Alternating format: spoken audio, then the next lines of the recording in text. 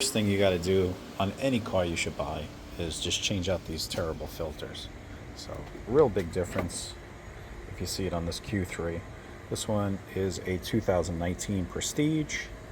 The K&N air filter is 33-3005. Okay. This car only has 6,000 miles on it, but you know what? It's a shame, you see no dirt on this thing. Car is brand new, truly is. But every vehicle that I have gets a K&N air filter in it, because I want to see actually if it's going to make a little bit of difference, make a little bit of noise out of the air box. That usually is true. It's a Torx.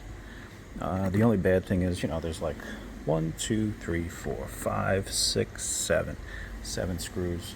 But you know what? I didn't have to take them out.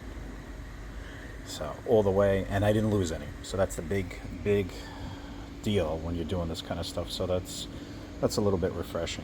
Put my little stickers there for whatever reason, and there you have it.